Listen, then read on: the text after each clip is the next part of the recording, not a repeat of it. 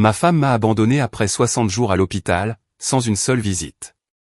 J'ai été renvoyé avec 60 € et aucune nouvelle d'elle. À la sortie, un homme m'a arrêté. Vous m'avez aidé en 2005. Maintenant, je suis avocat. Votre femme regrettera le jour où elle est partie. L'homme qui a changé ma vie. Avant de continuer, abonnez-vous à la chaîne et dites-nous en commentaire de quelle ville vous nous regardez. Le lundi où j'ai eu mon congé de l'hôpital, il pleuvait. Ce n'était pas une de ces grosses pluies qui vous trempent, mais une bruine fine et constante, du genre qui ne mouille pas vos vêtements d'un coup, mais s'infiltre lentement jusqu'à l'os sans que vous vous en rendiez compte. Je suis sorti par les portes automatiques de l'hôpital, avec un sac en plastique transparent à la main. À l'intérieur, il y avait des vêtements de rechange, mon portefeuille avec 60 € et une enveloppe contenant mes papiers de sortie. C'était tout. 56 jours hospitalisés, et c'était tout ce que j'emportais avec moi. Je me suis arrêté un instant sous l'auvent de l'entrée. J'ai regardé le parking. J'ai regardé les voitures. J'ai regardé les gens qui entraient et sortaient, accompagnés, pressés, avec quelqu'un à leur côté. Et puis j'ai regardé mon téléphone, au cas où. Au cas où il y aurait un message que je n'aurais pas vu. Au cas où il y aurait un appel manqué. Au cas où Elena aurait envoyé quelque chose, ne serait-ce qu'une simple ligne. Rien. L'écran était exactement comme je l'avais laissé 10 minutes plus tôt. Le même que la veille. Le même que chaque nuit depuis 8 semaines. Il y a une sorte de silence qui fait plus mal que les cris. Ce n'est pas le silence de quelqu'un qui ne sait pas quoi dire. C'est le silence de quelqu'un qui a décidé de ne rien dire. Et cette différence, même si elle semble minime, change tout. J'ai mis le téléphone dans ma poche et j'ai commencé à marcher. Je n'avais personne à appeler. Je ne voulais pas appeler Carmen, ma sœur, parce que je l'avais déjà trop inquiétée pendant mon hospitalisation. Elle était venue 2 fois de Monterrey. Elle avait laissé son travail, ses affaires, sa vie pour être avec moi. Je ne pouvais pas lui en demander plus. Et Roré, mon fils, Roré avait 24 ans et son propre monde. Je ne voulais pas être un fardeau. Je n'ai jamais voulu être un fardeau pour personne. C'était toujours mon problème, selon Elena. Je portais tout seul et je ne laissais personne entrer. J'étais trop fermé, trop fier. Elle le disait comme si c'était un défaut, comme si la force était quelque chose dont il fallait avoir honte. Mais j'ai appris à être comme ça depuis que je suis enfant. Quand votre père part à 9 ans et que votre mère fait double journée pour qu'il ne manque pas de nourriture, vous apprenez vite que pleurer ne paie pas les factures. Vous apprenez à vous lever, à continuer, à ne pas demander. Et c'est ainsi que j'ai vécu 46 ans, en portant mon propre poids, sans trop me plaindre. J'ai travaillé depuis l'âge de 16 ans. J'ai commencé à balayer un atelier de mécanique pour 4 € de l'heure. Puis j'ai appris le métier. Puis j'ai ouvert ma propre entreprise. Ça n'a pas été facile. Il y a eu des années où je ne savais pas si j'allais pouvoir payer le loyer de l'atelier. Des années où je dormais moins de 5 heures parce qu'un travail devait être terminé. Des années où j'ai sacrifié des vacances, des week-ends, des moments qui ne reviennent pas. Mais j'ai réussi. Sans gros prêts, sans partenaire à qui je devais des faveurs. Avec mes mains et ma tête. Elena le savait. Elle était là pendant les années difficiles. Du moins, c'est ce que je pensais. Nous nous sommes mariés quand j'avais 29 ans et elle, 27. C'était un mariage simple, dans le jardin de sa mère, avec des guirlandes en papier coloré, des tamales, et une chaîne stéréo qui jouait de la musique parce que nous ne pouvions pas nous payer un groupe. J'étais heureux ce jour-là, sincèrement heureux, de ce genre de bonheur qui n'a pas besoin de décoration. Et pendant de nombreuses années, j'ai cru que nous avions construit quelque chose de réel, de solide, le genre de choses qui ne se cassent pas facilement. Mais ces dernières années, quelque chose changeait. Pas d'un seul coup. Ce n'est jamais d'un seul coup. C'est comme cette bruine matinale de ma sortie d'hôpital. Elle ne vous trempe pas d'un instant à l'autre. Elle s'infiltre lentement en vous, sans que vous vous en rendiez compte, jusqu'à ce que, soudain, vous ayez froid et que vous ne sachiez pas exactement quand ça a commencé. Les conversations se sont raccourcies, les regards sont devenus plus distants. Les silences, qui étaient autrefois confortables, sont devenus gênants. Et moi, qui n'ai jamais été doué pour mettre des mots sur les affaires de cœur, j'ai continué à travailler, j'ai continué à penser que le temps arrangerait tout. Que c'était une phase, que les longs mariages sont comme ça. Puis est venu le diagnostic. C'était en octobre, un mardi ordinaire. Je suis allé chez le médecin pour une douleur à la poitrine que j'ignorais depuis des semaines, parce que je suis comme ça. Parce qu'il y a toujours quelque chose de plus urgent. Parce que vous pensez que le corps peut supporter plus qu'il ne le peut réellement, et il ne le pouvait pas. Le cardiologue m'a regardé avec ce sérieux que les médecins utilisent quand les nouvelles ne sont pas bonnes et m'a dit que j'avais besoin d'une hospitalisation immédiate, qu'il y avait un risque réel, que je ne pouvais pas rentrer chez moi pour attendre. J'ai appelé Elena depuis la salle d'attente. Elle a répondu à la 3e sonnerie. Je lui ai expliqué ce qui s'était passé, le nom de l'hôpital, le numéro de chambre qu'on m'avait attribué. Il y a eu une longue pause à l'autre bout du fil, puis elle a dit « D'accord, j'y vais. Prends soin de toi », et elle a raccroché. Ce fut la dernière fois que j'ai parlé à ma femme avant d'être hospitalisé. Au cours des 8 semaines suivantes, j'ai reçu 2 SMS d'elle. Le premier, 3 jours après mon admission, « Comment vas-tu ?» Le deuxième, 2 semaines plus tard, l'assurance a demandé des papiers. C'était tout. Pas de visite, pas d'appel, pas de fleurs, pas de nourriture, rien de ce que vous apportez quand quelqu'un que vous aimez est à l'hôpital. Carmen est venue 2 fois, de loin, avec tous les frais que cela impliquait pour elle. Quelques gars de l'atelier ont envoyé des messages. 1 ou 2 vieux amis sont passés un après-midi. Mais Elena, la femme avec qui j'étais marié depuis 17 ans, la femme qui avait promis d'être là dans la santé et dans la maladie, n'est pas venue une seule fois. Et moi, qui ne pleure pas facilement, qui ne me plains pas, qui ai appris depuis que je suis enfant à porter les choses seul, j'ai eu des nuits dans cette chambre d'hôpital où je regardais le plafond et ne comprenais rien. Je ne me lamentais pas, je ne faisais pas de drame. Je regardais juste le plafond et je pensais, à quel moment ça a commencé à s'effacer? À quel moment ai-je cessé de correspondre? Je n'ai pas trouvé la réponse là-dedans, et je suis sorti la chercher dehors, avec 60 € en poche et un sac en plastique à la main, sous une bruine de lundi qui n'avait aucune intention de s'arrêter. Je ne savais pas encore ce qui m'attendait dans ce parking. Je ne savais pas encore qu'à 20 mètres de cette porte, quelqu'un m'attendait sans le savoir. Quelqu'un qui allait changer tout ce que je pensais savoir sur ce qui s'était passé pendant que j'étais à l'intérieur, branché à des moniteurs, croyant que ma vie était toujours la même à l'extérieur. Elle n'était pas la même, et j'étais sur le point de le découvrir. Je marchais lentement à travers le parking. Je n'étais pas pressé. Où allais-je courir? Personne ne m'attendait. Il n'y avait pas de voiture avec le moteur en marche et quelqu'un à l'intérieur regardant vers la porte de l'hôpital, anxieux de me voir sortir. Il n'y avait que des voitures froides, mouillées par la bruine, et le bruit lointain de la ville qui continuait de bouger sans se soucier que je venais de passer 56 jours entre des murs blancs. Je me suis arrêté à côté d'un banc en ciment, près de la sortie piétonne. Je me suis assis, non pas parce que j'étais fatigué, bien que je le fusse. Je me suis assis parce que j'avais besoin d'un moment pour réfléchir clairement avant de prendre une décision. J'avais 60 €. Je devais rentrer à la maison, et je ne savais pas exactement ce que j'allais trouver en arrivant. C'était ce qui pesait le plus. Pas le froid, pas la faim, même si je n'avais pas pris un bon petit déjeuner ce matin-là non plus. Ce qui pesait, c'était l'incertitude. Parce qu'en 56 jours, Elena n'était pas venue me voir une seule fois. Mais elle n'avait rien dit de clair non plus.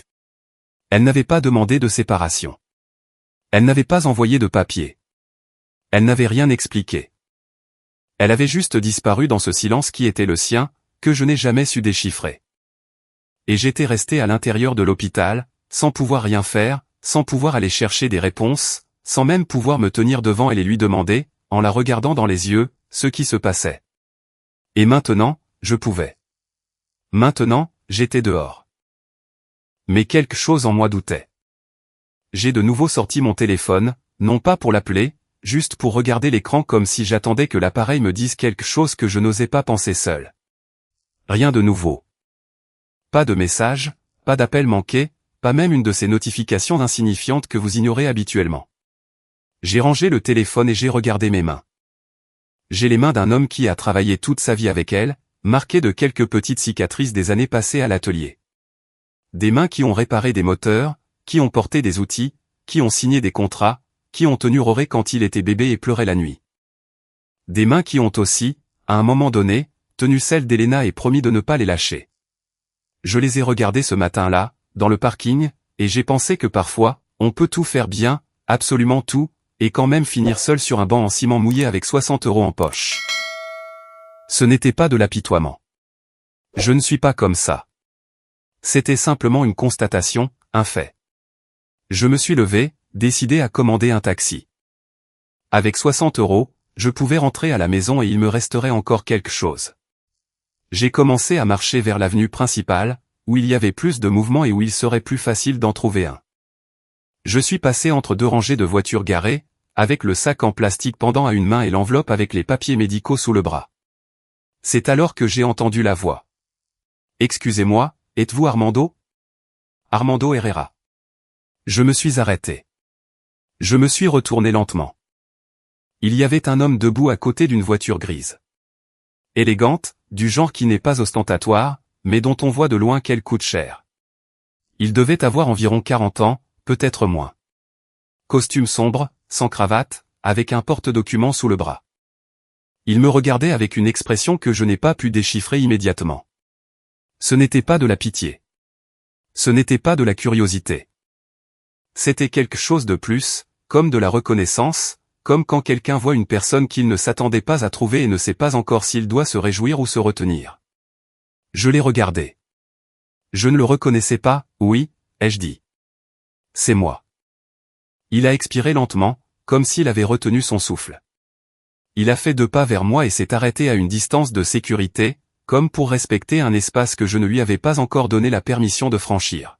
« Je m'appelle Ricardo », a-t-il dit. « Ricardo Mendoza. Je sais que vous ne vous souvenez probablement pas de moi. » Il avait raison. Je ne me souvenais pas de lui. J'ai cherché dans ma mémoire son visage, son nom, un détail qui le reliait à un moment de ma vie, et je n'ai rien trouvé de concret. Le nom me semblait vaguement familier, comme ces mots que vous pensez avoir entendus quelque part, mais sans savoir où ni quand. « Je suis désolé », ai-je dit. « Je ne me souviens pas », il a hoché la tête, sans s'offusquer. « Vous n'avez pas à vous en souvenir », a-t-il dit. « C'était il y a longtemps. Vous avez fait quelque chose pour moi en 2005, et vous ne vous en souvenez probablement même pas, parce que pour vous, ça a dû paraître anodin. Pour moi, ça ne l'était pas, je suis resté immobile. L'année 2005.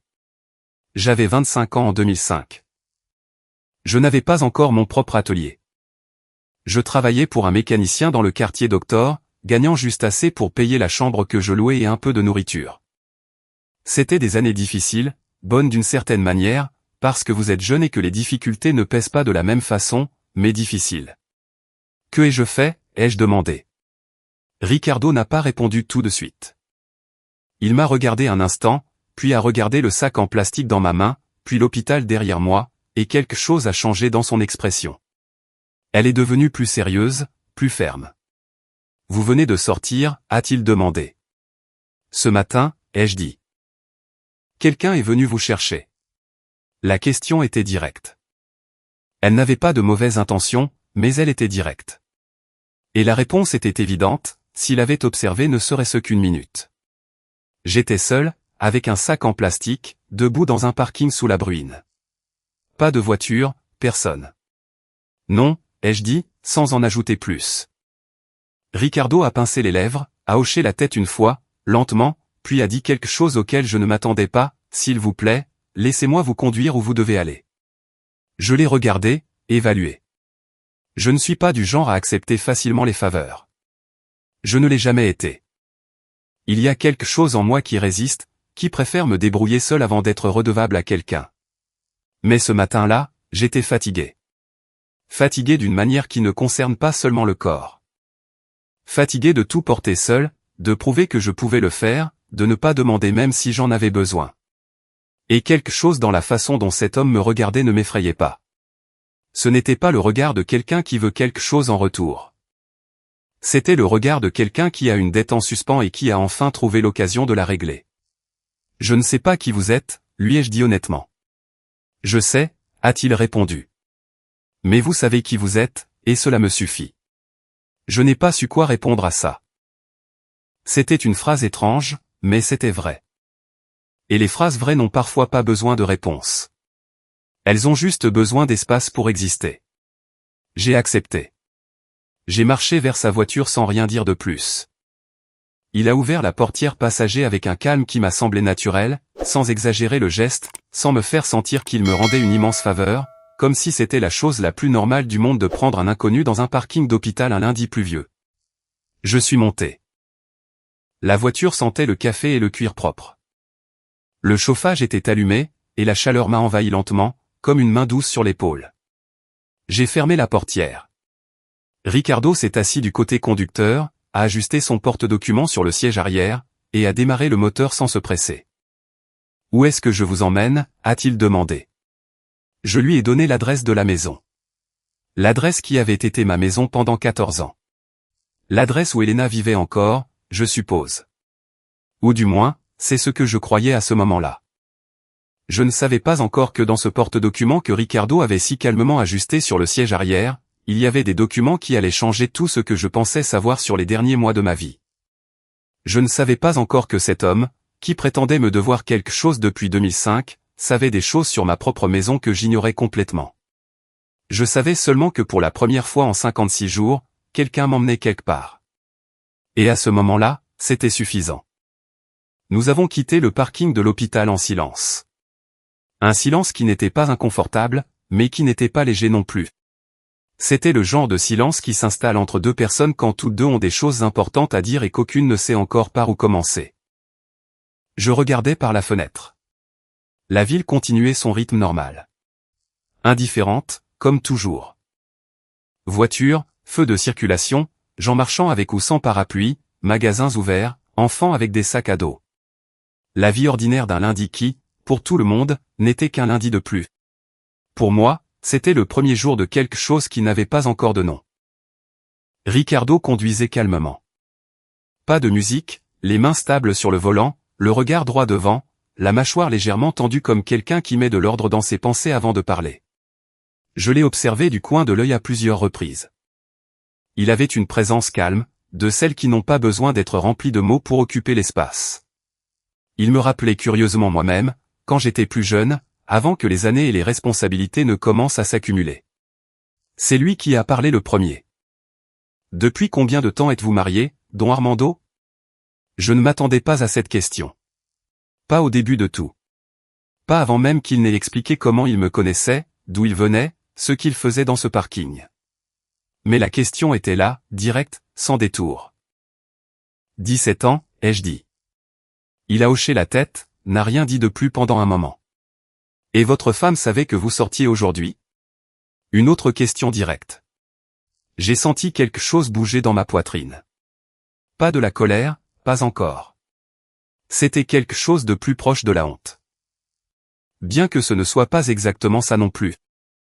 C'était ce sentiment que l'on a quand quelqu'un rend visible quelque chose que vous aviez décidé de ne pas regarder en face.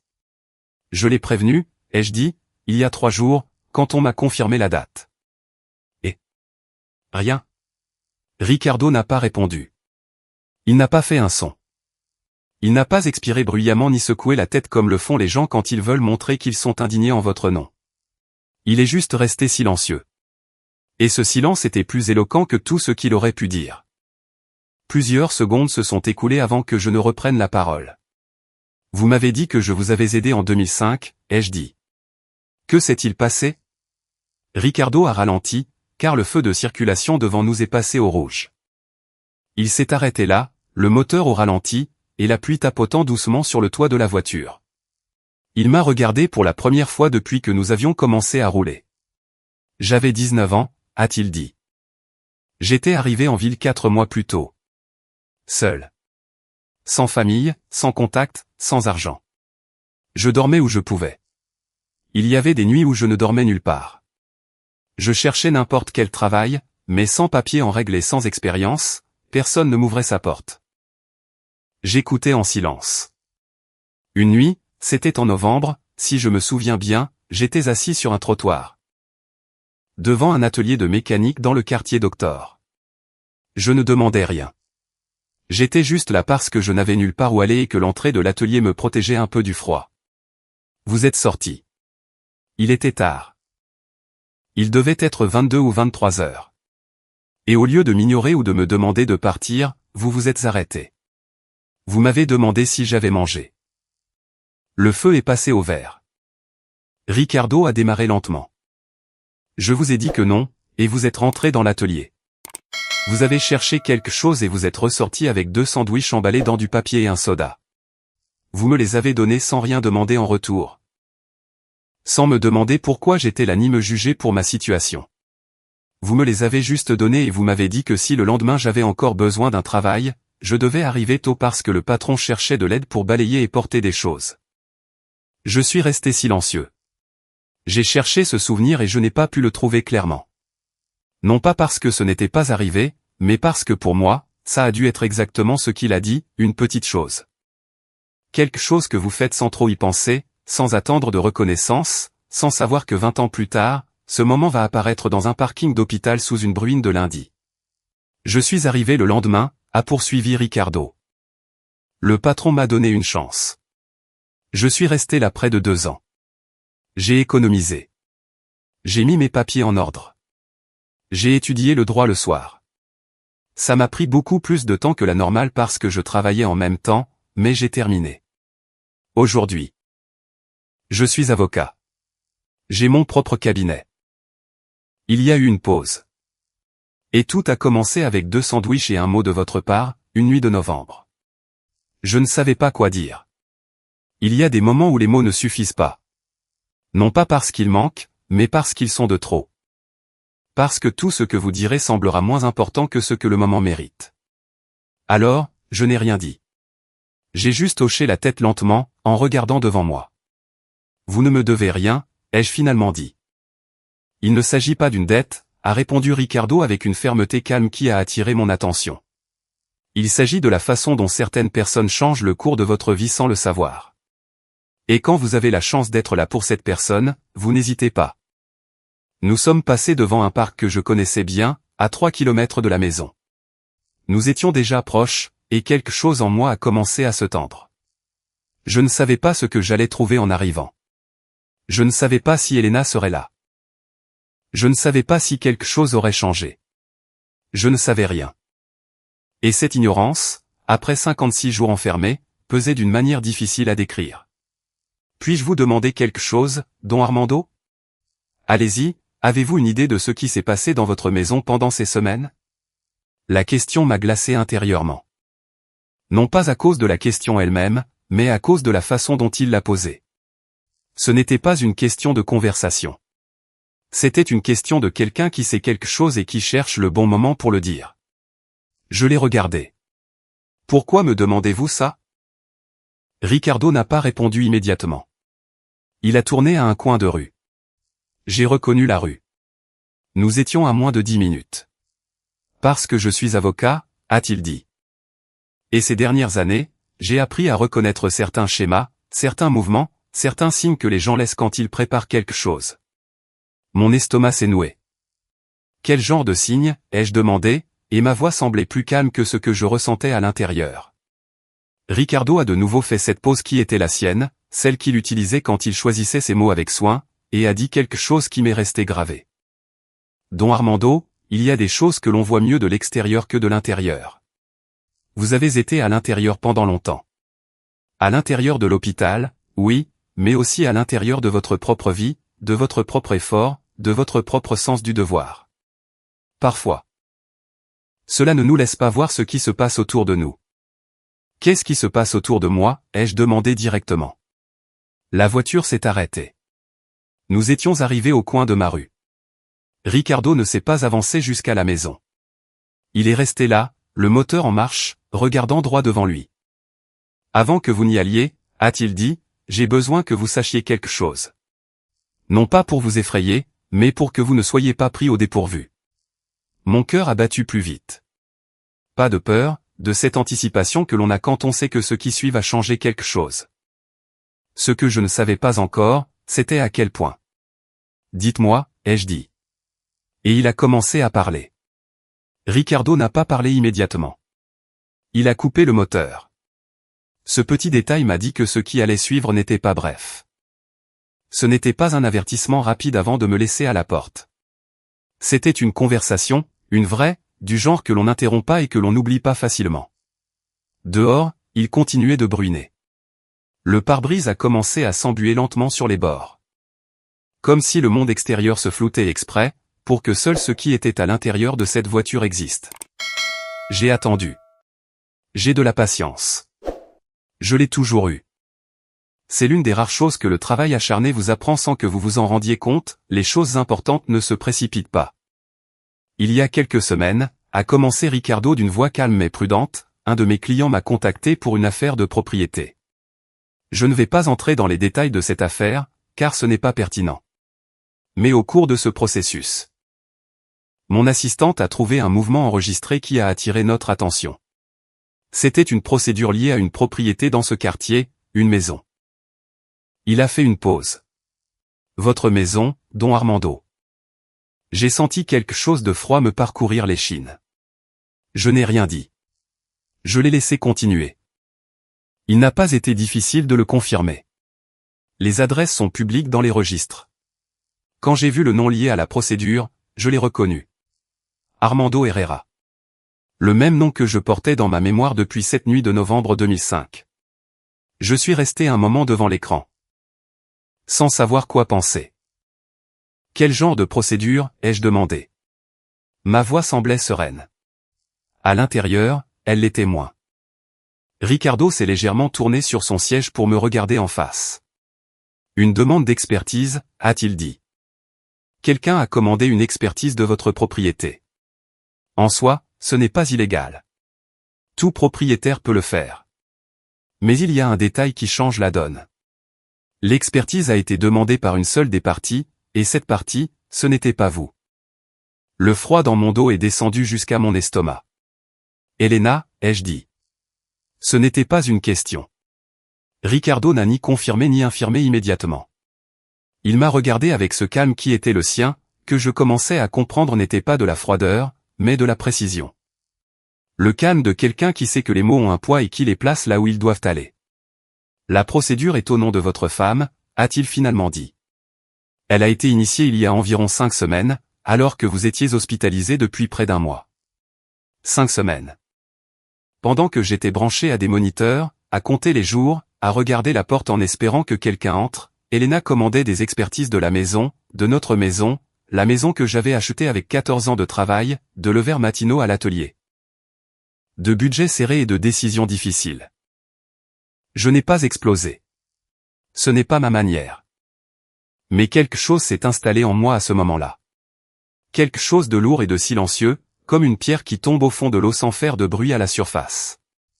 Y a-t-il autre chose, ai-je demandé. Ricardo a hésité une seconde. Une seule, mais je l'ai remarqué. Oui. J'ai attendu. Nous avons également trouvé une référence à une consultation avec un avocat spécialisé en division de patrimoine. La consultation a eu lieu il y a 3 semaines. Je n'ai pas tous les détails de cette réunion, car c'est confidentiel entre le client et l'avocat. Mais le fait qu'elle ait eu lieu et le moment où elle a eu lieu parlent d'eux-mêmes. Je l'ai fixé. Elle prépare une séparation, ai-je dit. Il semble que oui, a répondu Ricardo. Et elle la prépare d'une manière qui suggère qu'elle y pense depuis un certain temps. Ce n'est pas une décision de ces dernières semaines. Les mouvements que j'ai trouvés ont une logique, une séquence. Quelqu'un qui agit ainsi n'improvise pas. Je me suis légèrement adossé au siège, j'ai regardé le toit de la voiture, j'ai respiré lentement, 1 fois, 2 fois, j'ai laissé l'information s'installer quelque part en moi sans rien détruire sur son passage. J'ai aussi appris ça au fil des ans, les réactions impulsives vous mènent rarement là où vous devez aller. Et Roré, ai-je demandé. Mon fils, 24 ans, son propre monde, comme je le disais toujours. Ricardo a gardé un silence qui m'en a dit plus que n'importe quelle réponse n'aurait pu le faire. Qu'en est-il de Roré, ai-je insisté, mais plus lentement cette fois. Je ne sais pas avec certitude, a dit Ricardo. Et j'ai remarqué que cette fois, il faisait attention à ne pas affirmer quelque chose qu'il ne pouvait pas étayer. Je l'ai respecté pour ça. Ce que je sais, c'est que l'avocat que votre femme a consulté à son cabinet à 4 rue du lieu de travail de votre fils, et qu'il y a un café entre ce cabinet et ce lieu de travail où, selon mon assistante, ils ont été vus tous les deux ensemble il y a 2 semaines. Le toit de la voiture s'est figé dans mon regard. Je le regardais, mais je ne le voyais pas. Je voyais autre chose. Je voyais Roré enfant, quand je lui ai appris à faire du vélo dans le jardin, quand il a eu la dengue à 8 ans et que je suis resté éveillé 3 nuits de suite parce que je ne pouvais pas m'éloigner de sa chambre. Quand il a obtenu son diplôme de fin d'études secondaires et que j'ai été le premier à l'applaudir, les mains me faisant mal à force d'applaudir, parce que c'était mon fils et que j'étais fier, même si je ne savais pas toujours le lui dire avec des mots. Rory savait-il ce qu'Elena faisait? La soutenait-il? L'avait-il initié? Je ne le savais pas, et je n'allais pas le savoir ce matin-là, assis dans cette voiture avec des informations incomplètes et un corps encore faible de semaines passées à l'hôpital. Mais la question était déjà à l'intérieur, et les questions de ce genre ne s'en vont pas facilement. Pourquoi me dites-vous tout ça, ai-je demandé. Pas avec méfiance, avec un besoin sincère de comprendre. Ricardo m'a regardé. Parce que vous méritez de savoir sur quel terrain vous marchez avant d'entrer dans cette maison, a-t-il dit. Parce que si vous entrez sans rien savoir, ils auront l'avantage. Et pourquoi? Il a fait une brève pause, parce que je vous dois plus que 2 sandwichs. Je vous dois la direction de ma vie, et je ne vais pas rester les bras croisés en sachant ce que je sais.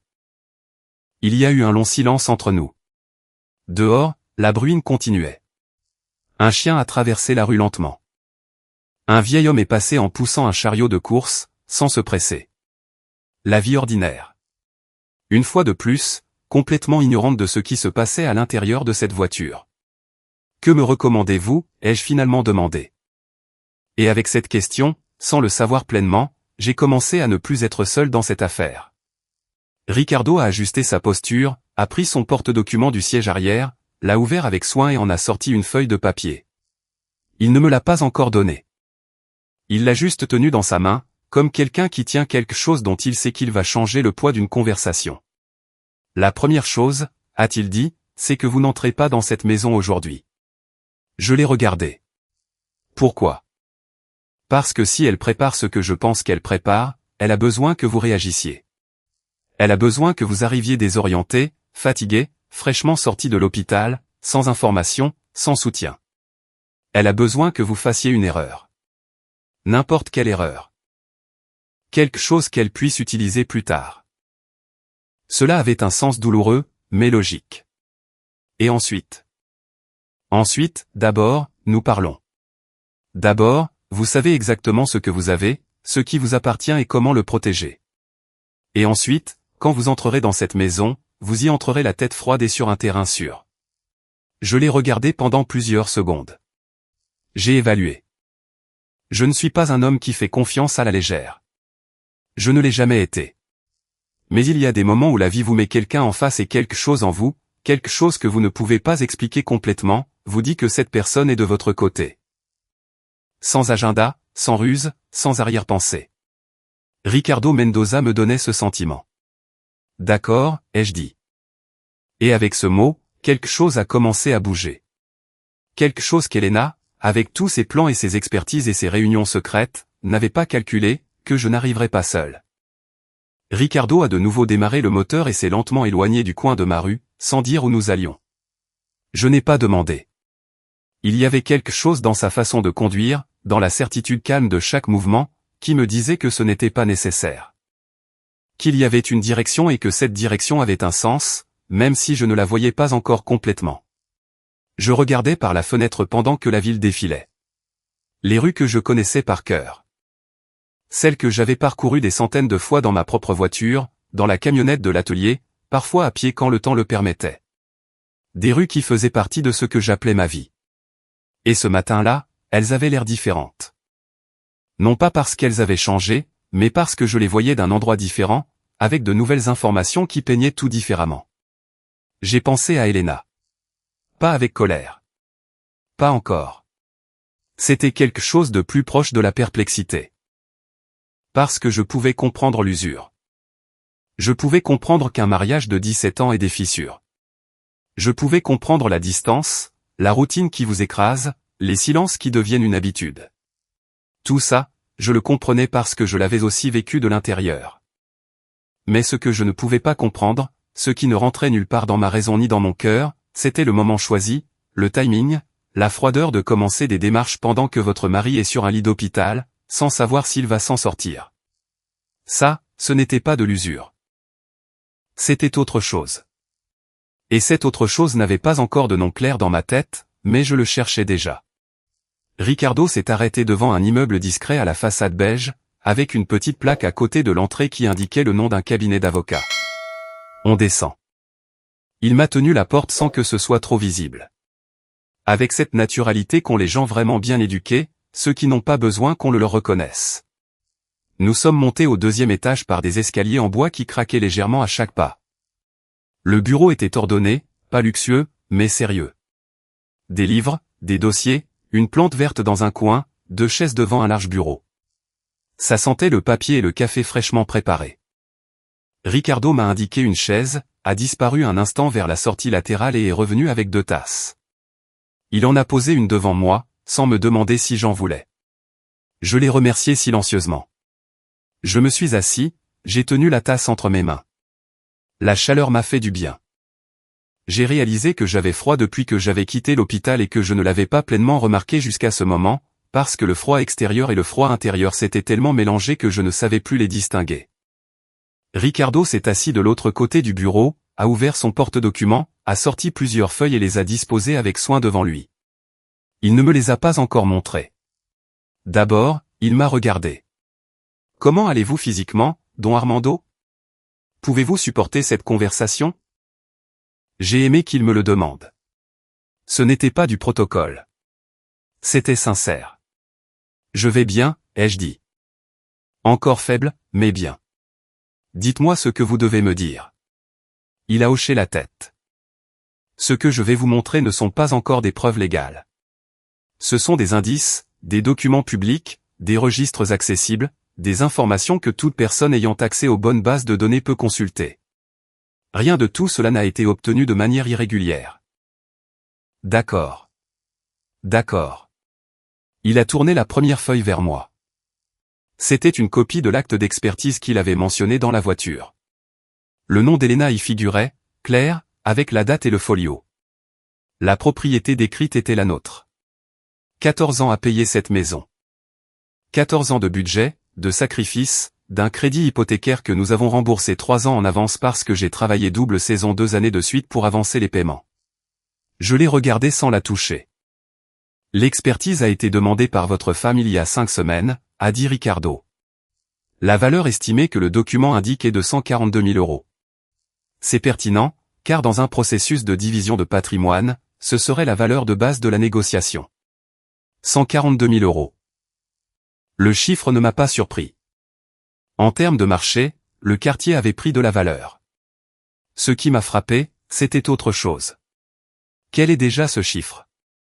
Que quelqu'un soit déjà allé chez moi, et parcouru mes pièces, et mesuré mes mètres carrés, et mis un prix sur ce que j'avais construit, et que je ne le sache pas. J'étais dans un lit d'hôpital, croyant que ma vie était en pause pendant que j'attendais de me rétablir. Elle n'était pas en pause. Elle était en train d'être déplacée sans moi. Et le compte en banque, ai-je demandé. Parce que s'il y avait des mouvements sur la propriété, il y en avait ailleurs. Je le savais aussi. Je l'intuitionnais. Ricardo m'a regardé avec quelque chose qui n'était pas de la surprise, mais de la reconnaissance. Vous avez des comptes joints avec votre femme? Nous avions un compte pour les dépenses du ménage, ai-je dit. Nous l'utilisions pour les services, les courses, les choses de la maison.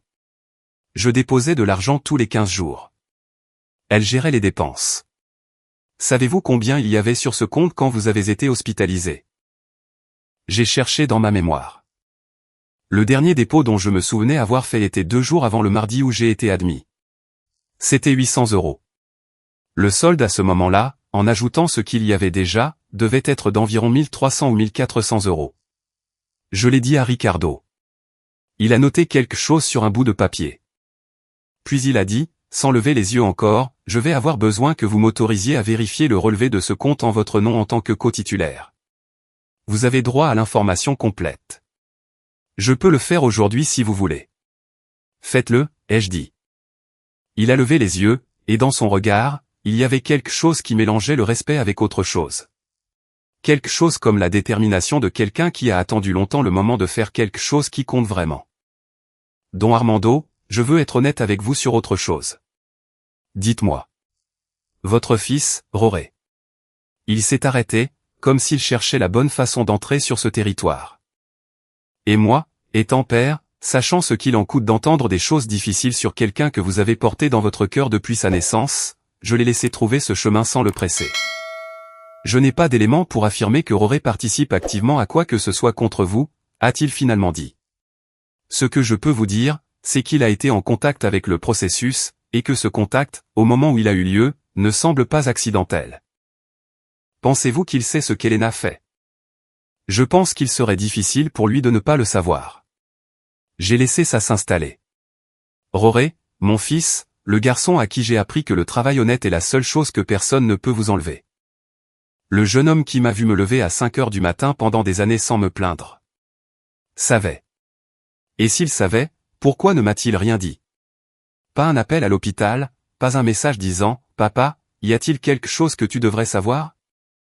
La réponse la plus douloureuse n'est pas toujours la plus bruyante. Parfois, c'est simplement le silence de quelqu'un qui a choisi un camp et a choisi de ne pas vous le dire. Je n'ai pas pleuré. Je ne suis pas comme ça. Mais quelque chose en moi s'est installé d'une manière différente. Comme quand vous portez quelque chose pendant longtemps sur une épaule et que vous le changez finalement à l'autre. Ça ne pèse pas moins, mais au moins la douleur est à un nouvel endroit. Quelle est la suite, ai-je demandé. Ricardo a fermé son porte-document un instant. Il m'a regardé clairement. La suite, c'est que vous n'entrez pas dans cette maison sans savoir exactement ce que vous avez et ce qui vous appartient. La suite, c'est que nous examinons chaque bien, chaque compte, chaque document. La suite, c'est que lorsque vous franchirez cette porte, vous le ferez avec la tête froide et des informations complètes. Parce que le seul avantage de quelqu'un qui planifie en silence, c'est que l'autre personne ne sait pas ce qu'elle sait. Il a fait une pause. Et vous, vous savez déjà. J'ai pris une gorgée de café. Il était déjà tiède, mais ça n'avait pas d'importance. J'avais 56 jours d'hôpital dans le corps. J'avais sur moi l'épuisement de semaines de silence et d'abandon. J'avais des questions sans réponse sur ma femme et mon fils qui pesaient sur moi de différentes manières et en même temps. Mais j'avais quelque chose que je n'avais pas ce matin-là, quand j'ai franchi les portes automatiques de l'hôpital avec un sac en plastique et 60 €. J'avais quelqu'un dans mon coin. Et je ne savais pas encore tout ce que ça allait signifier. Nous avons passé près de 3 heures dans ce bureau. Ricardo n'était pas pressé. Moi non plus. Parce que la vérité, c'est que je n'avais nulle part où aller en urgence. Personne ne m'attendait. Il n'y avait rien d'urgent à faire à l'extérieur. Ce qui était urgent était là, dans ces papiers disposés sur le bureau. Dans ces chiffres, dans ces informations qui se déployaient lentement comme la carte d'un territoire que je pensais connaître et qui s'est avéré complètement différent de ce que j'imaginais. Son assistante, une jeune femme à la voix calme qui est venue plusieurs fois sans interrompre, a apporté plus de café et, à un moment donné, aussi un sandwich que Ricardo a posé devant moi sans faire de commentaire. Je l'ai mangé. J'ai réalisé que j'avais vraiment faim quand j'ai commencé à manger. Le corps attend parfois que vous lui donniez la permission de ressentir ce qu'il ressent déjà. Ricardo a travaillé avec une méthodologie qui a attiré mon attention dès le début. Il ne sautait pas d'un sujet à l'autre. Il n'exagérait pas. Il n'utilisait pas de grands mots pour dire des choses simples. Il y allait étape par étape. Il s'assurait que j'avais compris avant de continuer. Et quand il arrivait à quelque chose qui pouvait être émotionnellement difficile, il le disait directement, mais sans frapper trop fort. C'était le genre d'avocat que j'aurais voulu avoir à mes côtés dans n'importe quel moment difficile de ma vie. Et je n'en ai jamais eu besoin, parce que j'ai toujours cru que ma vie était assez ordonnée pour ne pas en avoir besoin. Comme je me trompais. La première chose que nous avons examinée a été la propriété. Ricardo m'a expliqué patiemment la différence entre les différents régimes matrimoniaux et comment cela affectait ce qui appartenait à chaque partie dans une séparation. Il m'a demandé si je me souvenais sous quel régime Elena et moi nous étions mariés. Je lui ai dit la communauté de biens, parce que c'est comme ça qu'on faisait, parce qu'à l'époque je ne connaissais rien à ces sujets et que le notaire a dit que c'était le plus courant, et c'est resté comme ça. Ricardo a hoché la tête et a noté quelque chose.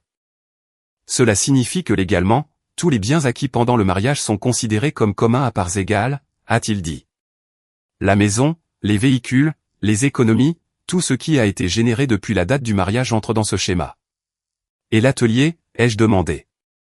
Parce que l'atelier était ce qui m'importait le plus que la maison, plus que tout. L'atelier, c'était 20 ans de ma vie. C'était l'endroit où je m'étais cassé le dos et où j'avais construit quelque chose à partir de rien.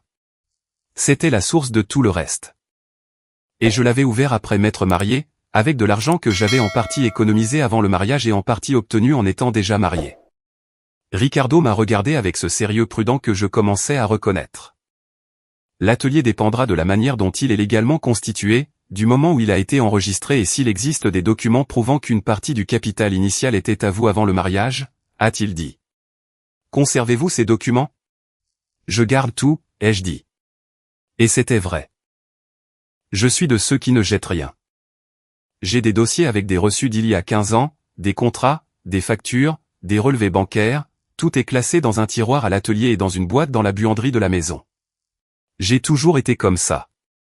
Non pas parce que je savais que j'en aurais besoin un jour pour quelque chose comme ça, mais parce qu'on m'a appris que les papiers importants se gardent, point final. C'est très bien, a dit Ricardo. Et pour la première fois depuis que je l'avais rencontré ce matin-là, quelque chose dans son expression s'est légèrement détendu. Cela nous donne une base solide pour travailler. Cela nous donne, a-t-il dit. Nous. Et je l'ai entendu et je ne l'ai pas corrigé, parce qu'à ce moment-là, j'avais besoin de ce pluriel plus que je n'aurais voulu l'admettre. Nous avons continué. Nous avons examiné ce qu'il avait pu vérifier concernant le compte bancaire joint.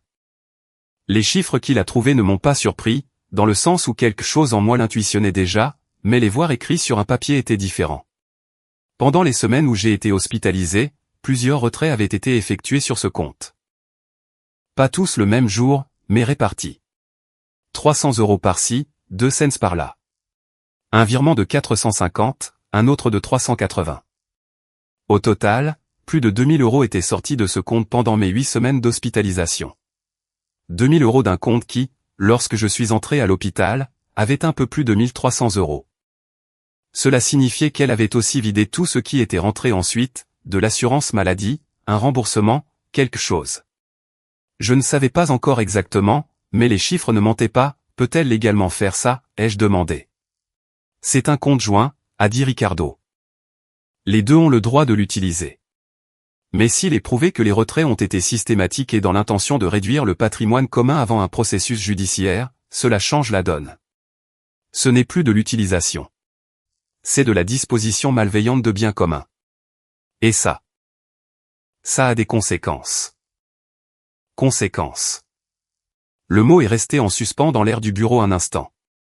J'ai pensé à Elena. L'Elena d'il y a 17 ans, dans sa robe simple, dans le jardin de sa mère, avec les guirlandes en papier coloré qui flottaient au vent. L'Elena qui m'attendait quand je rentrais tard de l'atelier, non pas pour se plaindre, mais pour me réchauffer mon dîner. L'Elena qui a pleuré quand ma mère est morte et qui m'a tenu la main à la veillée sans rien dire. Juste en serrant. Parce que parfois, les mots ne sont pas nécessaires. À quel moment cette femme était-elle devenue quelqu'un capable de faire des expertises dans mon dos et de vider des comptes pendant que son mari était à l'hôpital? Je ne le savais pas, et peut-être que je ne le saurais jamais complètement, parce que les gens changent de manière qui n'a pas toujours une explication propre et ordonnée. Parfois, ils s'égarent simplement vers un endroit que vous ne voyez pas, jusqu'à ce qu'il soit déjà trop loin. Y a-t-il autre chose que je devrais savoir, ai-je demandé. Ricardo a rassemblé les pages de son dossier avec soin, les a alignées, les a rangées, puis m'a regardé d'une manière qui me disait que ce qui allait suivre était la partie la plus difficile de la conversation. Oui, a-t-il dit. J'ai attendu. Il y a 10 jours, votre femme a eu une réunion avec le spécialiste en droit de la famille que j'ai mentionné plus tôt. Lors de cette réunion, selon des informations que j'ai obtenues par un canal que je préfère ne pas détailler, mais qui est tout à fait légal. Ils ont discuté de la possibilité de déposer une demande de séparation pour abandon de domicile. Je l'ai fixé. Abandon de domicile, ai-je répété. J'étais à l'hôpital. Je sais. Elle n'est pas venue me voir une seule fois. Je sais, don Armando.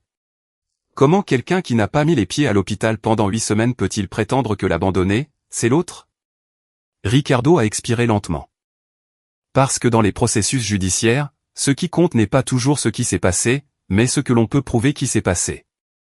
Et si vous n'avez pas de documents prouvant que vous étiez hospitalisé, qu'elle a été prévenue, qu'il y a eu communication de votre part, que vous n'êtes pas parti volontairement mais pour des raisons médicales urgentes, alors il y a une lacune que quelqu'un de mal intentionné peut essayer de combler avec sa propre version.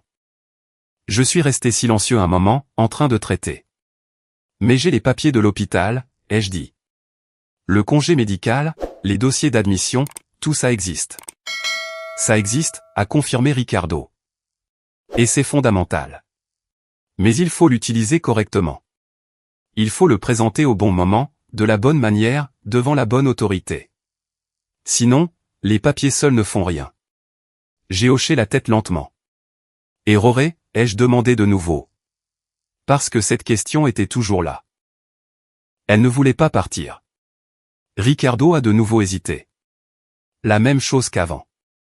Cette hésitation qui n'était pas de la lâcheté, mais de la responsabilité. J'ai parlé avec quelqu'un qui le connaît, a-t-il finalement dit. Je ne vous dirai pas qui, parce que ce n'est pas pertinent et que je ne veux pas les entraîner inutilement là-dedans. Mais ce qu'ils m'ont dit, c'est que Roré a été en contact régulier avec sa mère ces dernières semaines. Plus que d'habitude. Selon cette personne. Et que dans l'une de ces conversations, votre nom est apparu d'une manière qui n'était pas neutre. Que voulez-vous dire par pas neutre? Ricardo a choisi chaque mot comme quelqu'un qui marche sur un terrain instable. Que votre fils a une version des faits qui ne correspond pas à la réalité que vous avez vécue. Et qu'apparemment, ils ont construit cette version ensemble. J'ai laissé ça s'installer, lentement, avec précaution, parce qu'il fallait le laisser entrer sans détruire quelque chose dont j'avais encore besoin intact pour continuer à fonctionner. L'amour d'un père pour son fils ne disparaît pas parce que le fils fait une erreur. Pas même quand l'erreur fait mal de cette manière profonde et silencieuse que seules les erreurs familiales savent faire mal. Mais la lucidité ne disparaît pas non plus. Et à ce moment-là, assis en face de Ricardo dans ce bureau qui sentait le café et le papier, avec les documents classés dans son porte-documents et les heures du matin déjà transformées en après-midi, j'ai pris une décision. Je n'allais pas réagir. Je n'allais pas débarquer à la maison en hurlant, en exigeant des explications, en jouant le rôle qu'Elena avait besoin que je joue pour que sa version ait un sens. Je n'allais pas lui donner cette satisfaction. J'allais faire quelque chose de beaucoup plus difficile. J'allais réfléchir. J'allais documenter. J'allais attendre le bon moment. Et quand ce moment arriverait, j'allais être prêt. Quand est-ce qu'on commence, ai-je demandé à Ricardo. Il m'a regardé, et pour la première fois de tout ce long et lourd après-midi, il a souri. Pas un grand sourire, juste un petit. Le genre qui sort quand quelqu'un confirme ce que vous croyez déjà à son sujet. On a déjà commencé, don Armando, a-t-il dit. Et il avait raison. On avait déjà commencé.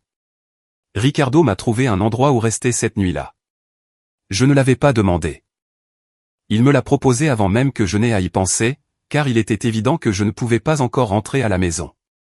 Pas dans cet état, pas sans préparation, pas sans avoir d'abord mis de l'ordre dans ce que je savais et ce que je devais en faire. Il avait une connaissance qui louait des chambres à la semaine dans un immeuble calme, à 15 minutes du bureau. Il a passé un court appel, a tout arrangé en moins de 5 minutes et m'a donné l'adresse écrite sur un bout de papier, comme si c'était la chose la plus normale du monde de résoudre ce genre de choses sans que personne ne le demande.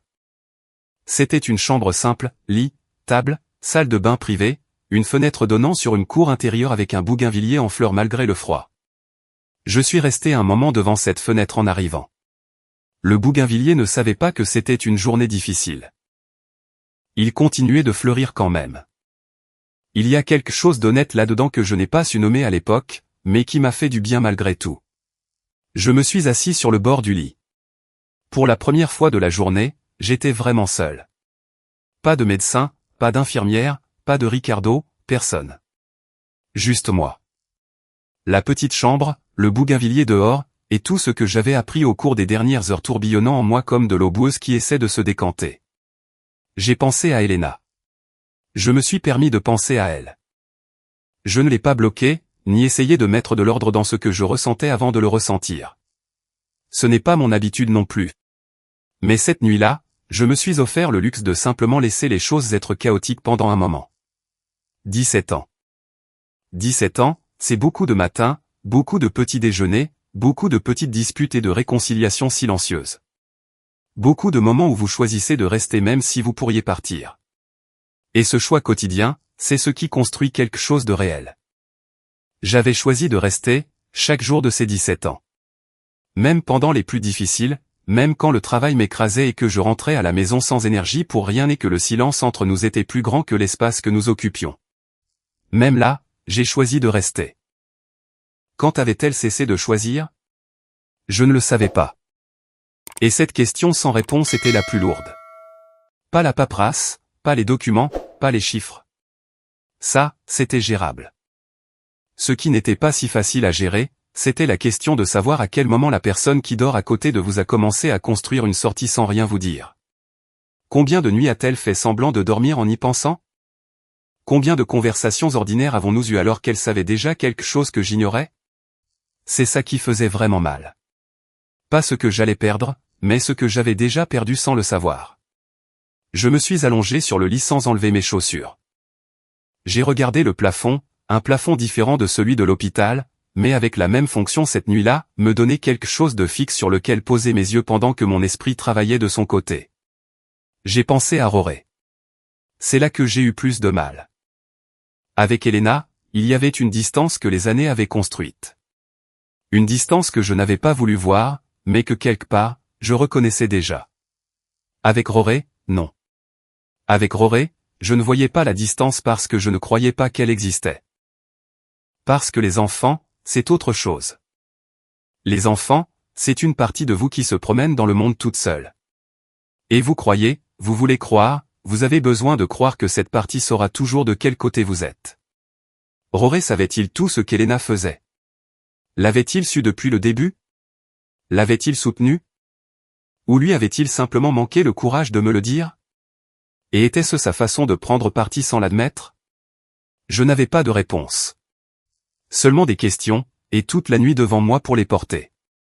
À un moment donné, je me suis endormi sans m'en rendre compte. Mon corps a pris ce dont il avait besoin sans demander la permission. Quand j'ai ouvert les yeux, il faisait complètement noir dehors et la chambre était faiblement éclairée.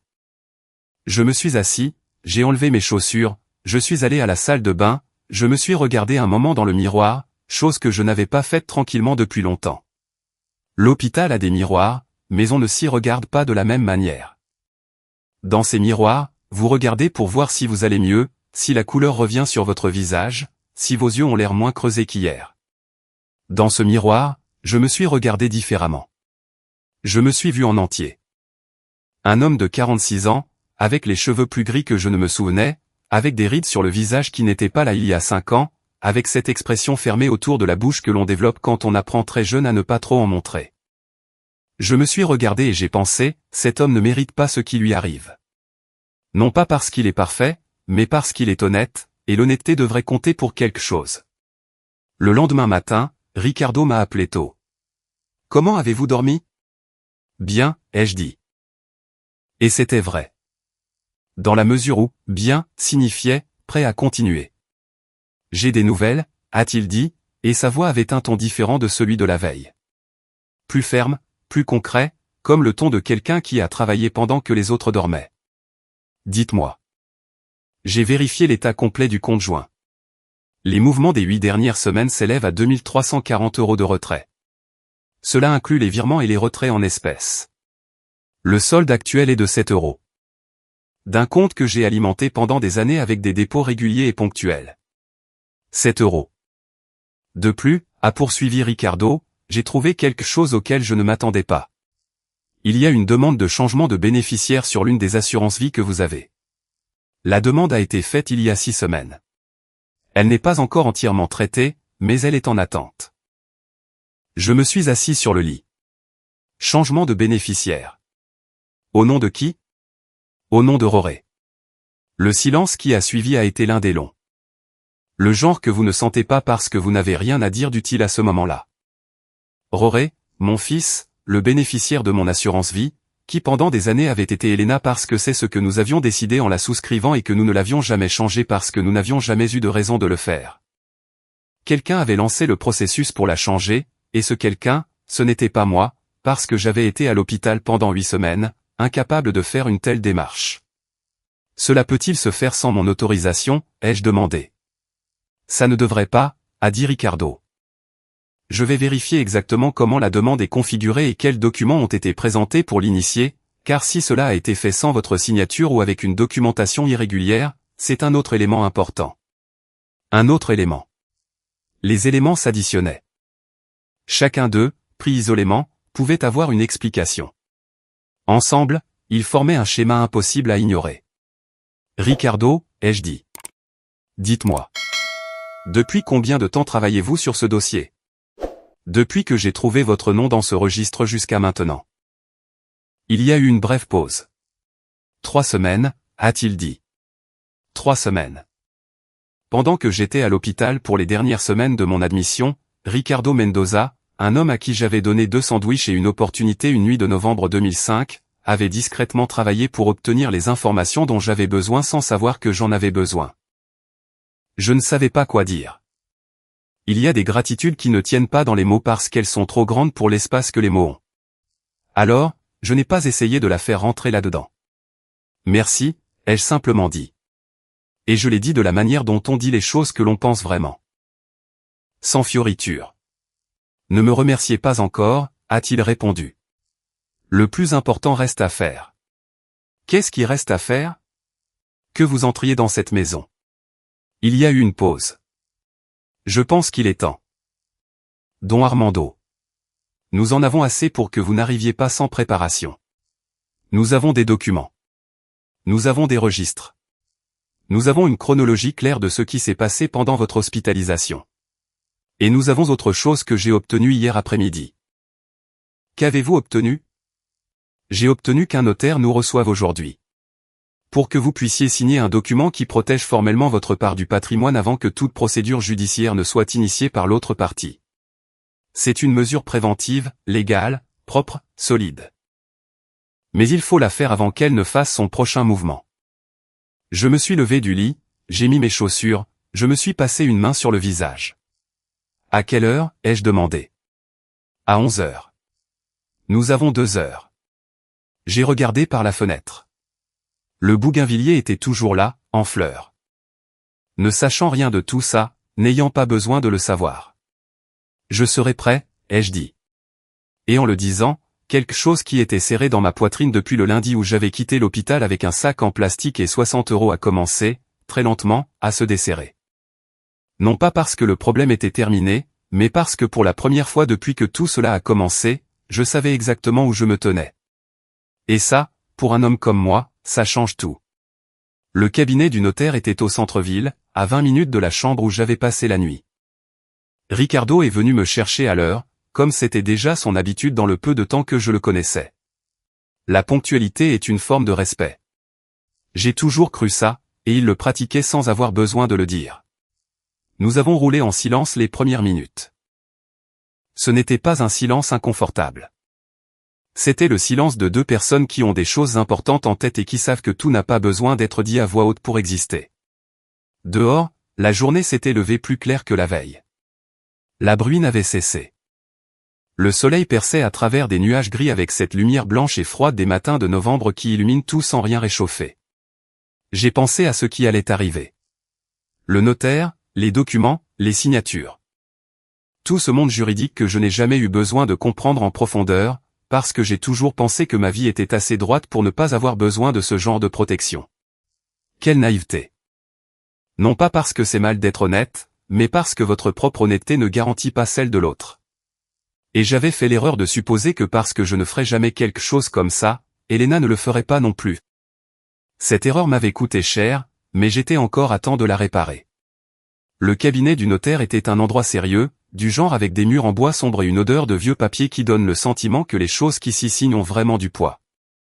Le notaire était un homme plus âgé, avec des lunettes rondes et des mains calmes, qui nous a accueillis avec une formalité amicale et nous a fait entrer dans une petite pièce avec une table et 4 chaises.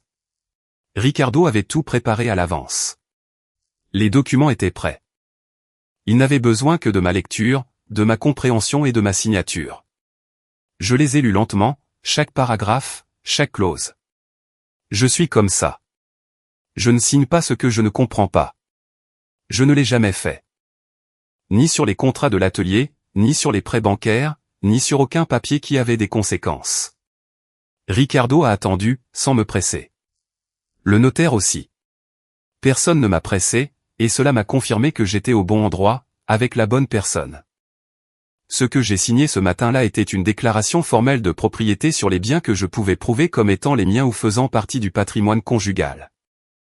L'atelier, avec son acte de constitution, ses factures d'origine et les documents que je gardais dans ce tiroir, étaient clairement liés à mon nom en tant que bien mixte avec une composante prénuptiale. La maison était enregistrée comme bien conjugal, avec un historique documenté de contributions majoritaires de ma part. Les comptes, les véhicules, le matériel de l'atelier, tout a été inventorié et déclaré dans un document qui avait une date, un sceau et une validité légale. Quand j'ai signé la dernière page, le notaire a rassemblé les documents avec ses mains calmes et a dit quelque chose de simple.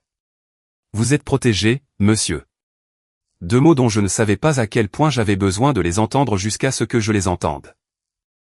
Nous sommes sortis du cabinet du notaire à midi. Le soleil était toujours entre les nuages. Nous sommes restés un moment sur le trottoir. Ricardo avec son porte-documents sous le bras. Moi avec une copie des documents à la main. Tous deux regardant la rue sans rien dire pendant un instant. Prêt à aller à la maison, a demandé Ricardo. J'y ai pensé une seconde. Une seule. Prêt, ai-je dit.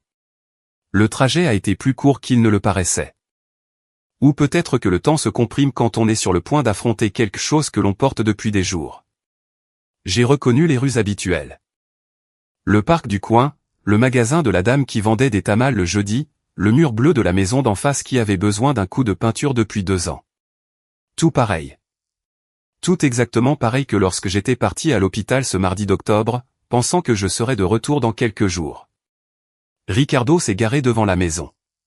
Pas tout à fait devant, mais quelques mètres avant, avec cette discrétion qui faisait déjà partie de sa façon d'opérer en tout. « Voulez-vous que j'entre avec vous » a-t-il demandé. J'y ai sincèrement pensé. Parce qu'une partie de moi voulait dire oui, entre, sois là. Mais une autre partie, la plus profonde, celle qui me connaît depuis 46 ans, savait que cette conversation, la première, devait avoir lieu entre Elena et moi. Sans témoin, sans avocat, sans bouclier d'aucune sorte. Parce que si j'entrais avec Ricardo à mes côtés, elle se mettrait immédiatement sur la défensive. Et ce dont j'avais besoin, ce n'était pas une bataille. J'avais besoin de vérité. J'avais besoin de la regarder dans les yeux et de voir ce qui y restait. Non, ai-je dit. Attendez-moi ici si vous pouvez. Je serai là. Je suis sorti de la voiture, j'ai marché vers la porte. 14 ans à franchir cette porte. 14 ans de clés que je connais par cœur, d'une serrure qui se coince parfois si on ne la tourne pas à l'angle exact. D'un perron qui craque toujours au même endroit. Tout pareil, mais tout différent. J'ai sonné. J'ai attendu. J'ai entendu des pas à l'intérieur, je les ai reconnus. Les pas d'Elena ont un rythme particulier, un peu plus lourd sur le talon droit depuis qu'elle s'est blessée à la cheville il y a 4 ans. Je les connaissais. J'avais passé 17 ans à les connaître. La porte s'est ouverte. Elena m'a regardé, et la première chose que j'ai vue sur son visage n'était pas de la culpabilité, ni du soulagement, ni de la surprise non plus, parce qu'elle savait que je sortais ce jour-là, je l'avais prévenue. Ce que j'ai vu, c'était quelque chose de plus difficile à nommer. C'était une sorte de calcul. Comme quand quelqu'un évalue rapidement une situation pour décider comment il va la gérer. Cet éclair a duré moins d'1 seconde, mais je l'ai vu, et le fait de l'avoir vu m'a dit tout ce que j'avais besoin de savoir sur où nous en étions. « Armando » a-t-elle dit. Sa voix semblait contrôlée, pas exactement froide, mais maîtrisée, comme quelqu'un qui a répété comment il allait sonner. « Elena » ai-je dit, sans rien ajouter de plus. Il y a eu un silence de 3 ou 4 secondes qui, dans cette porte, a semblé beaucoup plus long. « Entre » a-t-elle dit en s'écartant. Je suis entré. La maison sentait la même chose que toujours, cette chose qui n'a pas de nom mais qui est l'odeur d'un endroit où vous avez vécu longtemps. Un mélange de tout et de rien qui n'existe que là et nulle part ailleurs. Ça m'a frappé d'une manière que je n'attendais pas. Pas exactement avec de la tristesse, avec quelque chose de plus proche de l'étrangeté de reconnaître quelque chose qui ne vous appartient plus tout à fait, même si ça porte encore votre nom. J'ai marché jusqu'au salon. Je me suis assis dans le fauteuil qui a toujours été le mien, près de la fenêtre. Elena est d'abord restée immobile, puis s'est assise aussi, au bout du canapé, les mains jointes sur les genoux. Une posture que je ne lui reconnaissais pas tendue, contrôlée, préparée. Je l'ai regardée en silence un moment. « Comment vas-tu » a-t-elle demandé. Du protocole. Pur protocole. Bien, ai-je dit. En convalescence. Elle a hoché la tête. Un autre silence. Elena, ai-je dit, et ma voix est sortie calme, plus calme que je ne l'aurais cru moi-même. Je ne suis pas venu pour me disputer. Je suis venu pour parler. Mais j'ai besoin que nous disions la vérité. Quelque chose a bougé sur son visage, un muscle près de sa mâchoire. Petit, mais là. Que veux-tu savoir, a-t-elle demandé. Je veux savoir quand tu as décidé que c'était fini. Je n'ai pas dit ce qu'était, ça. Je n'en avais pas besoin. Nous le savions tous les deux. Elena a regardé un moment par la fenêtre, puis est revenue vers moi. Et à cette seconde, j'ai vu quelque chose que je ne m'attendais pas à voir. Pas de la culpabilité, ni du soulagement. J'ai vu de l'épuisement. Un épuisement profond, du genre qui ne date pas d'une semaine ou d'un mois. Du genre qui s'accumule en silence pendant des années jusqu'à ce qu'un jour, il n'en puisse plus. Il y a longtemps, Armando, a-t-elle dit. L'honnêteté de la réponse m'a décontenancé un instant. Non pas parce que je ne l'avais pas imaginé, mais parce que je ne m'attendais pas à ce qu'elle le dise comme ça, directement. Sans détour, sans la version préparée que j'attendais. Pourquoi ne m'as-tu rien dit, ai-je demandé. Je te l'ai dit, a-t-elle dit, et sa voix a changé. Elle a perdu une partie du contrôle qu'elle avait eu jusqu'alors. Je te l'ai dit de mille façons, et tu n'as pas écouté, ou tu n'as pas voulu écouter, ou tu étais trop occupé avec l'atelier, avec les clients, avec tout le reste. Je n'ai pas répondu tout de suite, parce qu'il y avait une part de vérité là-dedans. Et je ne suis pas du genre à nier ce qui a une part de vérité juste parce que ça fait mal de l'entendre. J'ai été un homme très occupé pendant de nombreuses années. J'ai été un homme qui a priorisé le travail de manière qui ne laissait parfois pas de place pour d'autres choses. C'était réel. Mais l'autre chose l'était aussi. Ce qu'elle avait fait pendant que j'étais à l'hôpital. Je te comprends, ai-je dit lentement. Et je ne vais pas dire que tout ce que tu dis est un mensonge. Mais Elena, j'ai été hospitalisé pendant 56 jours. Tu n'es pas venu me voir une seule fois. Elle n'a rien dit. Pas une seule fois, ai-je répété, sans colère, juste pour que le poids de cela soit dans la pièce entre nous, visible, sans que ni l'un ni l'autre ne puisse l'ignorer. Ses yeux sont tombés sur ses mains. Je sais que c'est mal, a-t-elle dit doucement. Oui, ai-je dit, c'est mal. Un autre silence, mais différent des précédents. Celui-ci avait quelque chose d'un abandon. Comme quand quelqu'un qui a tenu quelque chose de lourd pendant longtemps le laisse enfin tomber parce qu'il n'en peut plus. Tu as parlé à un avocat, ai-je demandé. Sa tête s'est redressée d'un coup. Elle m'a regardé, et là, quelque chose est apparu que je n'avais pas vu auparavant. Quelque chose qui ressemblait à de la peur. Pas de la panique, mais de la peur. Comment sais-tu ça, a-t-elle demandé. Je sais plusieurs choses, Elena, ai-je dit. Les mots sans menace, sans triomphe, simplement comme une constatation de faits, et l'effet qu'ils ont eu a été plus puissant que n'importe quel ton dur que j'aurais pu utiliser. Parce que quand quelqu'un que vous vous attendiez à trouver désorienté arrive avec des informations, le plan que vous avez construit si soigneusement commence à trembler à sa base. Je l'ai regardé traiter ça. J'ai regardé comment elle essayait de calculer ce que je savais et ce que je ne savais pas. J'ai regardé comment l'architecture de ce qu'elle avait préparé commençait à montrer ses fissures.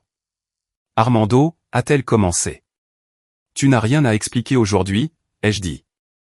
Aujourd'hui, je suis juste venu te dire que je suis de retour, que je vais bien, et que quand tu voudras avoir cette conversation réelle, celle qui doit avoir lieu entre nous, sans stratégie ni mouvement, je serai là. Je me suis levé, j'ai ajusté mes vêtements, je l'ai regardée une dernière fois. Elle était toujours sur le canapé, les mains toujours jointes sur les genoux, mais quelque chose dans sa posture avait changé. Ce n'était plus la posture préparée de quand elle avait ouvert la porte. C'était quelque chose de plus petit, de plus honnête, de plus semblable à la personne que j'avais connue il y a 17 ans, avant que tout ne se complique de manière que ni l'un ni l'autre n'a su bien gérer. J'ai marché vers la porte. Armando, a-t-elle dit quand j'avais déjà la main sur la poignée. Je me suis arrêté. Je ne me suis pas retourné tout de suite. Je suis désolé, a-t-elle dit, et sa voix sonnait différemment. Sans calcul, sans maîtrise, juste deux mots qui venaient d'un endroit où il restait encore quelque chose de vrai. Je n'ai pas répondu. Non pas parce que je ne le voulais pas, mais parce que je ne savais pas encore quoi répondre. Parce que, je suis désolé, arrive parfois trop tard pour changer ce qui a déjà changé. Et parfois, il arrive juste à temps pour que quelque chose ne soit pas complètement perdu. Et à ce moment-là, je ne savais pas encore dans lequel des deux cas nous nous trouvions. J'ai ouvert la porte et je suis sorti.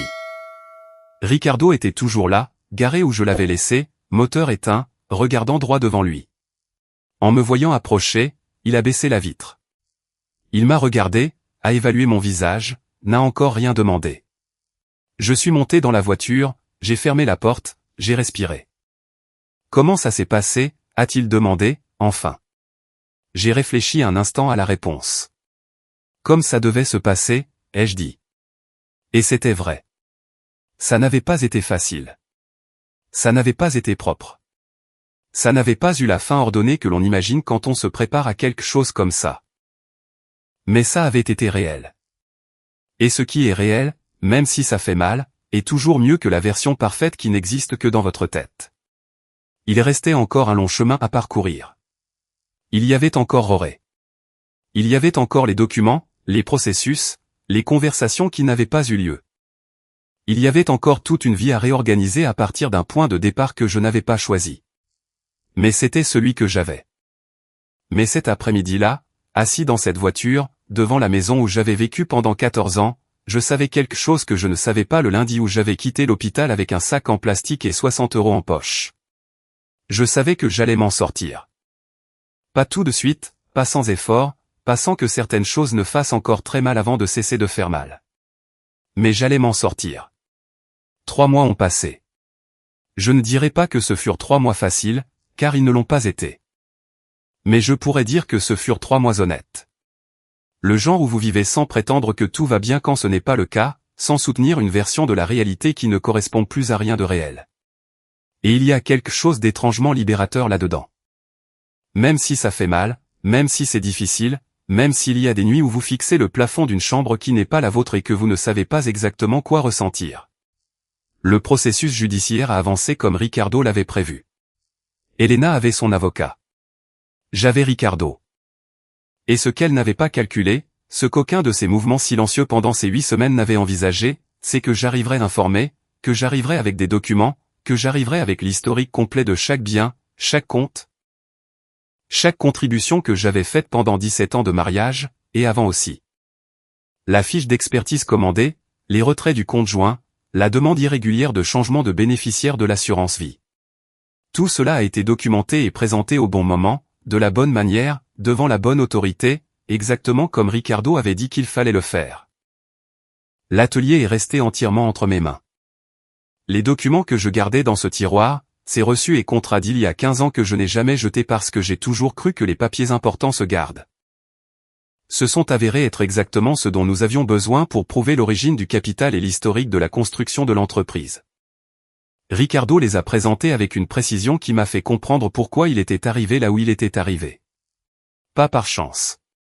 Par le travail, par la préparation, par cette clarté de pensée que l'on développe quand on apprend depuis le bas que rien n'est donné. La maison a été le point le plus difficile à négocier. Non pas à cause de l'argent, bien que l'argent est compté, mais parce que 14 ans de vie ne se divisent pas en papier sans qu'une partie de cela ne fasse mal de manière que les papiers ne peuvent pas mesurer. Nous sommes parvenus à un accord qui était juste en termes juridiques, même s'il ne semblait pas juste en termes humains. Peu de choses dans ces processus semblent justes en termes humains. C'est la vérité que personne ne vous dit à l'avance. Elena est restée dans la maison pendant le processus. Je suis resté dans la chambre de l'immeuble avec le bougainvillier. Je me suis habitué à ce petit espace d'une manière que je n'attendais pas. Il y a quelque chose dans la simplicité d'un endroit sans histoire accumulée qui vous permet de penser plus clairement. Sans les meubles que vous avez choisis ensemble, sans les photos sur les murs, sans les objets qui sont innocents mais qui racontent une histoire qui n'existe plus de la même manière. Roré m'a appelé 3 semaines après que j'ai été à la maison. Pas avant. 3 semaines plus tard, quand je suppose qu'Elena lui a raconté comment s'était passée la conversation, quand je suppose que le plan qu'ils avaient construit ensemble a commencé à montrer ses fissures et qu'il a réalisé que quelque chose s'était passé différemment de ce qu'ils attendaient. J'ai répondu. La conversation a été difficile. Ça a été l'une des plus difficiles que j'ai jamais eues dans ma vie. Et c'est beaucoup dire pour un homme qui a eu des conversations difficiles de toutes sortes. Parce qu'avec Elena, il y avait une distance que les années avaient construite, une distance que je n'avais pas voulu voir mais que quelque part je reconnaissais déjà. Avec Roré, il n'y avait pas de distance. Avec Roré, il y avait du sang. Il y avait de l'histoire. Il y avait un lien que l'on ne choisit pas, mais qui est là quand même, sous tout, résistant à des choses qui devraient le briser et qui pourtant ne le brisent pas complètement. Je lui ai dit ce que je savais. Pas avec colère, pas avec le ton du père trahi qui exige des explications. Avec le calme d'un homme qui a déjà traité ce qu'il avait à traiter et qui veut maintenant simplement la vérité. Je lui ai dit que je savais qu'il avait été en contact avec le processus. Je lui ai dit que je savais qu'il y avait eu des conversations où mon nom était apparu de manière qui n'était pas neutre. Je lui ai dit que je n'allais pas lui demander de choisir entre sa mère et son père, parce que ce n'est pas quelque chose qu'un père honnête demande à un fils. Mais je lui ai demandé une chose. Je lui ai demandé de ne pas me mentir. Il y a eu un long silence à l'autre bout du fil. Un de ces silences qui sont une réponse en eux-mêmes. Et puis Roré a parlé. Et ce qu'il a dit n'était pas parfait, n'était pas tout ce que j'aurais voulu entendre, mais c'était honnête. Et l'honnêteté, même si elle arrive tard, et même si elle fait mal, vaut toujours plus que la version confortable des choses. Il m'a dit que sa mère lui avait raconté une version de notre histoire qui lui avait fait me voir d'une manière qui n'était pas juste. Il m'a dit qu'il avait fait l'erreur de n'écouter qu'une seule version et de la croire sans demander l'autre. Il m'a dit qu'il était désolé. Et la façon dont il l'a dit, sans fioritures, sans longues excuses, m'a rappelé quelque chose que je lui avais moi-même enseigné quand il était enfant. Que les erreurs ne s'effacent pas, mais qu'elles peuvent se réparer si on a le courage de les affronter de front. Je ne lui ai pas dit que tout allait bien, parce que tout n'allait pas encore bien. Mais je lui ai dit que j'écoutais, et que nous allions continuer à parler, et qu'entre père et fils, tant que les deux sont prêts à parler avec la vérité, il y a toujours un chemin. C'était il y a 2 mois. Depuis, nous parlons, lentement, sans nous presser, en reconstruisant quelque chose qui a été endommagé mais qui ne s'est pas complètement brisé. Ces mois m'ont aussi appris qu'il y a des choses qui résistent plus que vous ne le pensez. Qu'il y a des liens qui supportent des coups qui devraient les détruire. Et pourtant, ils sont toujours là, blessés, mais présents, attendant que quelqu'un ait le courage de tendre la main en premier. J'ai tendu la main. Non pas parce que ça ne m'avait pas fait mal, mais parce que je suis son père. Et les pères, ceux qui le sont vraiment, ne tiennent pas le compte de qui a tendu la main en premier. Ricardo et moi sommes restés en contact. Pas seulement en tant que client et avocat, bien que cela reste aussi une partie de ce que nous sommes pendant que le processus se termine, mais comme quelque chose qui n'a pas de nom exact mais qui ressemble beaucoup à une amitié. Le genre qui naît dans des moments étranges, dans des circonstances que personne ne choisirait, mais qui a une racine solide précisément à cause de ça, parce qu'elle est née dans la difficulté. Un jour, en prenant un café dans son bureau, pendant que nous examinions les derniers documents du processus, il m'a dit quelque chose qui m'est resté. Il m'a dit que quand il était jeune et dans la rue, et que je suis sorti de cet atelier cette nuit de novembre avec 2 sandwichs et un mot, ce qui l'a le plus frappé, ce n'était pas la nourriture. C'était que je l'avais regardé dans les yeux. Que je n'avais pas détourné le regard comme s'il n'existait pas. Que je l'avais traité comme une personne à un moment où beaucoup de gens le traitaient comme s'il était invisible. Il m'a dit que c'était ça qu'il avait gardé pendant toutes ces années. Pas la dette d'une faveur, mais le souvenir que quelqu'un l'avait vu. Je l'ai écouté et je n'ai pas su quoi dire un instant. Parce que parfois, les choses qui changent le plus la vie d'une autre personne sont celles que vous faites sans réfléchir, sans calculer, simplement parce que c'est ce qu'il faut faire quand vous rencontrez quelqu'un qui a besoin de quelque chose et que vous pouvez le lui donner, sans rien attendre. Sans savoir que 20 ans plus tard, ce moment va apparaître dans un parking d'hôpital sous une bruine de lundi et vous rendre quelque chose dont vous ne saviez même pas que vous aviez besoin. C'est comme ça que fonctionne la bonté quand elle est réelle. Elle ne prévient pas. Elle n'a pas d'agenda. Elle n'arrive pas quand vous la planifiez. Elle arrive quand vous ne l'attendez presque plus, de manière qui ne peut être prédite, par des chemins qui ne peuvent être calculés. Je l'ai appris à 46 ans, au pire moment de ma vie d'adulte. Je l'ai appris en sortant d'un hôpital avec 60 € en poche et un sac en plastique à la main, seul sous la pluie, ne sachant pas que ce qui allait arriver allait être difficile, mais allait aussi être, d'une manière que je découvre encore, exactement ce dont j'avais besoin. Je n'ai pas fini mieux qu'avant à tout ce point de vue. J'ai perdu des choses qui font mal. J'ai perdu une version de ma vie que je pensais avoir. J'ai perdu la certitude de certains liens que je pensais incassables. Mais j'ai gagné quelque chose que je n'avais pas. Je me suis retrouvé.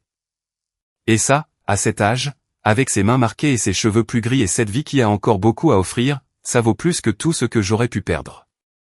S'il y a une chose que ces mois m'ont clairement fait comprendre, c'est ceci, traitez bien les gens.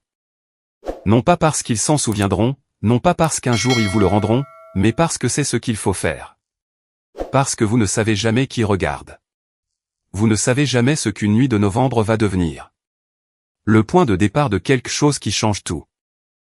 Soyez bon sans calcul, sans rien attendre.